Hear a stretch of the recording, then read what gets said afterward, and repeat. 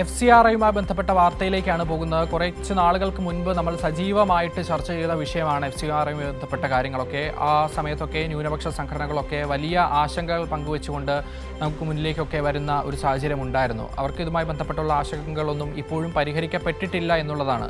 അന്ന് ബജറ്റ് സമ്മേളനത്തിലൊക്കെ FCRയുമായി ബന്ധപ്പെട്ട ബില്ല് പരിഗണിച്ചിരുന്നുവെങ്കിലും വലിയ പ്രതിഷേധത്തെ തുടർന്നൊക്കെ ഇത് മാറ്റിവെക്കുന്ന നിലയൊക്കെ ഉണ്ടായിരുന്നു. ഫെമിന നമ്മളോടൊപ്പം ചേരും. ഏറെ പ്രതിഷേധങ്ങൾക്കിടെ FCRA ഭേദഗതി ബില്ല് വീണ്ടും പാർലമെന്റിലെ വർഷകാല സമ്മേളനത്തിൽ അവതരിപ്പിക്കാനാണ് കേന്ദ്ര സർക്കാരിന്റെ നീക്കം. FCRA ഭേദഗതി ബിൽ ഉൾപ്പെടെ 7 ബില്ലുകൾ വർഷകാല സമ്മേളനത്തിൽ അവതരിപ്പിക്കും. അതേസമയം FCRA ഭേദഗതിക്കെതിരെ വലിയ പ്രതിഷേധമാണ് ഉയരുന്നത്. കഴിഞ്ഞ സമ്മേളനത്തിൽ അവതരിപ്പിച്ചെങ്കിലും ക്രിസ്തീയ വിഭാഗങ്ങളിൽ നിന്നടക്കം വിമർശനം ഉയർന്നതോടെ കേരള തെരഞ്ഞെടുപ്പ് പശ്ചാത്തലത്തിൽ ബില്ല് ചർച്ച ചെയ്യാതെ മാറ്റിവെക്കുകയായിരുന്നു. അതേസമയം പാർലമെന്റിൽ സ്വീകരിക്കേണ്ട നിലപാട് സംബന്ധിച്ച കാര്യങ്ങൾ ചർച്ച ചെയ്യാൻ NDAയുടെ യോഗവും ഇന്ന് ചേരുകയാണ്. ഫെമിനയാണ് നമ്മളോടൊപ്പം ദില്ലിയിൽ നിന്ന് വിശദാംശങ്ങളുമായി ചേരുന്നത്. Femina, good morning.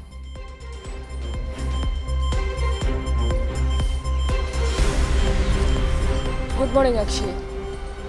ഫെമിന, ഈ ന്യൂനപക്ഷങ്ങൾ പ്രത്യേകിച്ച് ക്രൈസ്തവ സഭകളുടെ അടക്കം ആശങ്കകൾ ഇപ്പോഴും പരിഹരിക്കപ്പെട്ടിട്ടില്ല. നേരത്തെ നമ്മൾ കണ്ടതാണ്, ഈ ബജറ്റ് സമ്മേളനത്തിലടക്കം ഈ FCRA നിയമം പാസ്സാക്കാനുള്ള ഒരു നീക്കം നടന്നിരുന്നെങ്കിലും കേരളം അടക്കമുള്ള സംസ്ഥാനങ്ങളിലെ നിയമസഭാ തെരഞ്ഞെടുപ്പിൽ അത് വലിയ തിരിച്ചടിയാകും എന്ന് കരുതി ആ സമയത്ത് ഇത് ഒഴിവാക്കിയിരുന്നെങ്കിലും ഇത് ഇപ്പോൾ വർഷകാല സമ്മേളനത്തിലേക്ക് വീണ്ടും FCRA എത്തുന്നു. അപ്പോഴും ഈ ആശങ്കകളൊന്നും പരിഹരിക്കപ്പെടുന്നില്ല എന്ന ഒരു കാര്യം കൂടിയുണ്ട്, അല്ലേ?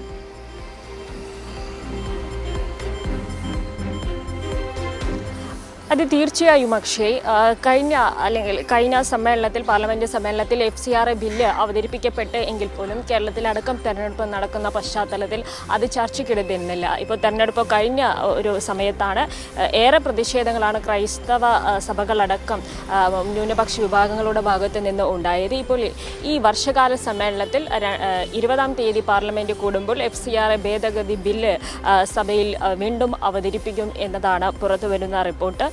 FCRA ഭേദഗതി ഉൾപ്പെടെ 7 ബില്ലുകളാണ് കേന്ദ്ര സർക്കാർ ഈ സമ്മേളനത്തിൽ അവതരിപ്പിക്കുക. അതിൽ 5 പുതിയ ബില്ലുകളുണ്ട്. ഈ FCRAക്കെതിരെ നേരത്തെ വലിയ തരത്തിലുള്ള ഒരു പ്രതിഷേധമാണ് ഉണ്ടായത്. കാരണം വിദേശ സംഭാവനകൾ സ്വീകരിക്കുന്നതിലെ ചട്ടങ്ങൾ കൂടുതൽ കടുപ്പിക്കുന്നതാണ്, പ്രത്യേകിച്ച് ന്യൂനപക്ഷങ്ങളെ ടാർഗറ്റ് ചെയ്യുന്ന തരത്തിലുള്ളതാണ് ഈ FCRA ഭേദഗതി ബില്ല് എന്ന വലിയ തരത്തിലുള്ള ഒരു വിമർശനം ഉണ്ടായിരുന്നു. ക്രൈസ്തവ സഭകൾക്കടക്കം ന്യൂനപക്ഷ വിഭാഗങ്ങൾക്ക് വലിയ ആശങ്കയുണ്ടായിരുന്നു. പ്രത്യേകിച്ച് ഈ FCRA ലൈസൻസ് റദ്ദാക്കിയാൽ ഈ സ്വത്തുവകകൾ ഈ സന്നദ്ധ സംഘടനകളുടെ ആയാലും അതുപോലെ തന്നെ ഈ ന്യൂനപക്ഷ വിഭാഗങ്ങളുടെ എല്ലാം സ്വത്തുവകകൾ സർക്കാരിലേക്ക് കണ്ടുകെട്ടാനുള്ള ഒരു ചട്ടം അല്ലെങ്കിൽ അത്തരത്തിലുള്ള ഒരു ഭേദഗതി കൂടി ഉൾപ്പെടുന്നതാണ് ഈ FCRA ഈ പുതിയ ഭേദഗതി ബിൽ. അത് വലിയ തരത്തിലുള്ള ആശങ്ക ഈ വിഭാഗങ്ങൾക്കുണ്ടായിരുന്നു. ഈ സന്നദ്ധ പ്രവർത്തനങ്ങളെയും അതുപോലെ തന്നെ മറ്റ് ചാരിറ്റി പ്രവർത്തനങ്ങളെയും എല്ലാം ബാധിക്കുന്നു എന്നൊരു ആശങ്ക ഈ മതപരിവർത്തനം അടക്കമുള്ള ക്ലോസൊക്കെ വെച്ചുകൊണ്ട് ഈ FCRA ഭേദഗതി ബില്ല് അത് നൽകുന്ന സർക്കാരിന് തന്നെ റദ്ദ് ചെയ്യാൻ സാധിക്കും, ലൈസൻസ് റദ്ദാക്കാൻ സാധിക്കും. അങ്ങനെ ലൈസൻസ് റദ്ദാക്കപ്പെടുകയാണ് എങ്കിൽ ഈ സംഘടനകളുടെ സ്വത്തുവകകൾ സർക്കാരിലേക്ക് പോകും എന്ന തരത്തിലുള്ളൊരു ക്ലോസ് വലിയ തരത്തിലുള്ളൊരു ആശങ്കയായിരുന്നു ഉയർത്തിയത്. തെരഞ്ഞെടുപ്പ് നടക്കുന്ന പശ്ചാത്തലത്തിൽ സഭയിൽ അത് അവതരിപ്പിച്ചെങ്കിലും പിന്നീട് അത് ചർച്ചയ്ക്കെടുത്തില്ല. കേരളത്തിൽ ഉൾപ്പെടെയുള്ള MP മാർ വലിയ തരത്തിലുള്ള പ്രതിഷേധം ഉയർത്തിയിരുന്നു. CBCI പ്രതിഷേധം ഉയർത്തിയിരുന്നു. കഴിഞ്ഞ ദിവസമാണ് CBSI കേന്ദ്ര ആഭ്യന്തരമന്ത്രി അമിത്ഷായുമായിട്ടൊരു കൂടിക്കാഴ്ച നടത്തി തങ്ങളുടെ ആശങ്കകൾ പങ്കുവച്ചത്. എന്നാൽ അമിത്ഷായുടെ ഭാഗത്ത് നിന്ന് ഉണ്ടായൊരു പ്രതികരണം എന്ന് പറയുന്നത് കോൺഗ്രസ് സർക്കാരാണല്ലോ FCRA കൊണ്ടുവന്നത്, അപ്പോൾ എന്തുകൊണ്ടാണ് നിങ്ങൾ പ്രതികരിക്കാനത്?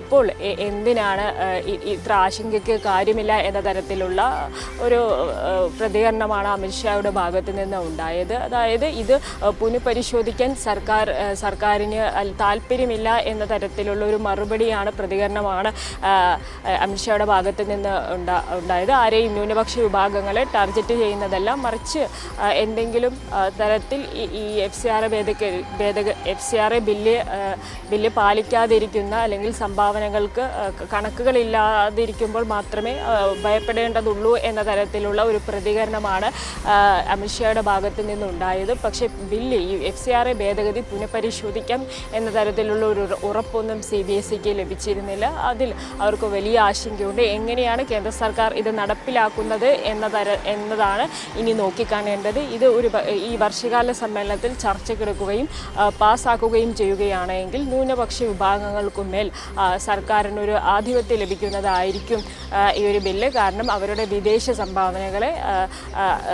സംഭാവനകളെ ഈ സർക്കാർ തന്നെയാണ് ഈ FCRA ഇതിന് ലൈസൻസ് കൊടുക്കുന്നത്. അപ്പോൾ കാരണങ്ങൾ പറഞ്ഞുകൊണ്ട് FCRA ലൈസൻസ് റദ്ദാക്കാൻ സർക്കാരിന് അധികാരം ലഭിക്കും. അപ്പോൾ സ്വാഭാവികമായിട്ടും അവരുടെ സ്വത്തുവകകൾ സർക്കാരിലേക്ക് പോകും എന്നുള്ളത് വലിയ തരത്തിലുള്ളൊരു ആശങ്കയാണുള്ളത്. പ്രത്യേകിച്ച് രാജ്യത്തെ സന്നദ്ധ സേവന മേഖലയെയും അതുപോലെ തന്നെ ചാരിറ്റി പ്രവർത്തനങ്ങളെയും എല്ലാം ഇത് ബാധിക്കാൻ സാധ്യതയുണ്ട്. അത്തരത്തിൽ വലിയൊരു ആശങ്കയുണ്ട്. ആ ഒരു സാഹചര്യത്തിലാണ് ഈ ഒരു പാർലമെൻറ്റ് വർഷകാല സമ്മേളനത്തിൽ സർക്കാർ ഈ ബില്ല് അവതരിപ്പിക്കാനായിട്ട് ഒരുങ്ങുന്നത്. അതേസമയം തന്നെ നേരത്തെ വലിയ പ്രതിഷേധത്തെ തുടർന്ന് മാറ്റിവെച്ച വികസിത് ഭാരത് ശിക്ഷ അധിഷ്ഠാൻ ബില്ലും ഈ സമ്മേളനത്തിൽ വീണ്ടും അവതരിപ്പിക്കും.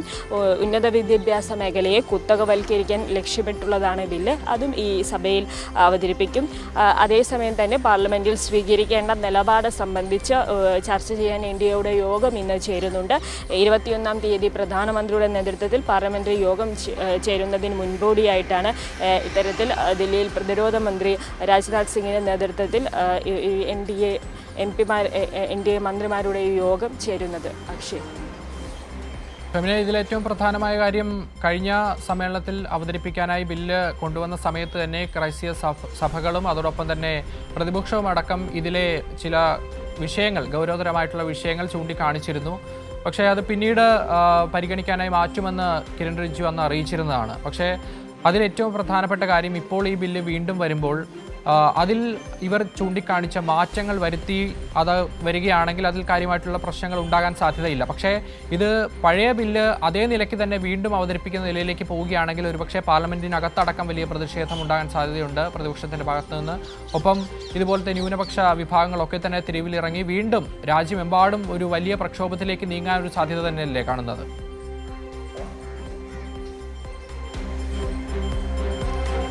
അത് തീർച്ചയായും. പക്ഷേ നേരത്തെ പാർലമെൻറ്റിൽ ഈ ഒരു ബില്ല് ചർച്ചയ്ക്ക് സമയത്ത് അല്ലെങ്കിൽ അവതരിപ്പിക്കപ്പെട്ട സമയത്ത് തന്നെ വലിയ ആശങ്കയായിരുന്നു ക്രൈസ്തവ വിഭാഗം അടക്കമുള്ള ന്യൂനപക്ഷ വിഭാഗങ്ങൾക്കുണ്ടായിരുന്നത്. അവർ വലിയ പ്രതിഷേധമാണ് ഉയർത്തിയത്. MP-മാർ, കേരളത്തിൽ നിന്നുള്ള അടക്കമുള്ള MP-മാർ തെരഞ്ഞെടുപ്പ് നടക്കുന്ന പശ്ചാത്തലത്തിൽ പോലും അതെല്ലാം മാറ്റിവെച്ച് നേരിട്ട് സഭയിലെത്തുകയും FCRA ഭേദഗതി ബില്ലിനെതിരെ അത് സംസാരിക്കുകയും ചെയ്തു. ഈ ഭേദഗതി പിൻവലിക്കണമെന്നൊരു ആവശ്യമായിരുന്നു അവരെല്ലാം ഉയർത്തിയത്. എന്നാൽ തെരഞ്ഞെടുപ്പ് നടക്കുന്ന പശ്ചാത്തലത്തിൽ സർക്കാർ ബില്ല് ചർച്ചയ്ക്കെടുത്തില്ല. എന്നാൽ ഇപ്പോൾ ഈ വർഷകാല സമ്മേളനത്തിൽ ബില്ല് വരുമ്പോൾ നേരത്തെ ഈ ക്രൈസ്തവ വിഭാഗങ്ങളടക്കം സൂചിപ്പിച്ച അല്ലെങ്കിൽ അവർ പറഞ്ഞ ആശങ്ക പരിഹരിക്കുന്നതാണോ അല്ലെങ്കിൽ അത് പരിഹരിച്ചാണോ പുതിയ ബില്ല് അവതരിപ്പിക്കുക എന്നുള്ളതാണ് നോക്കിക്കാണുന്നത്.